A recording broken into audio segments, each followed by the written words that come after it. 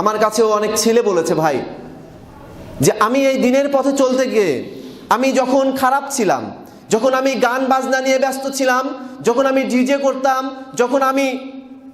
এক কথায় গুনাহের কাজে নিমজ্জিত ছিলাম, তখন আমার বাবা মা আমার বিষয়ে কোনো দুশ্চিন্তা করতো না। কিন্তু যখনই দেখা গেল আমি যখন ইসলামের পথে চলা শুরু করলাম, গান বাজনা ছেড়ে দিয়ে আমার এই সকল ক্যারিয়ারের যেসব দুনিয়ার ক্যারিয়ার এগুলাকে ছেড়ে দিয়ে যখন আমি ইসলামের পথে হাঁটতে শুরু করলাম, আমি যখন 5 ওয়াক্ত সালাত ধরলাম, আমি যখন দাড়ি রাখা শুরু করলাম, বিশেষ করে যখন আমি দাড়ি রাখা শুরু করলাম, বিশেষ করে আমি যখন টাকনার উপরে কাপড় পরি, সবচাইতে আরও একটি বড় বাধা হয়ে যায় আমার ক্ষেত্রে যখন আমি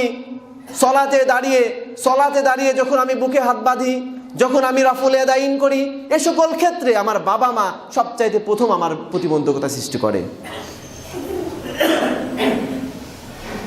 বাবা মাকে যখন আমি আমার দাওয়াত দেই ইসলামের, বাবা মা গ্রহণ করতে চায় না, বাবা মা আমার উপরে কঠোরতা আরোপ করে। এক্ষেত্রে আমার দিনের পথে চলা খুবই কঠিন হয়ে যায়। তারপরেও এমনও ভাই আছে যারা ইসলামটাকে প্রাধান্য দিয়ে, ওই 3টি বিষয়কে প্রাধান্য দিয়ে এ সকল বিষয়ের চাইতে আল্লাহ এবং আল্লাহ রাসূলকে বেশি ভালোবেসে,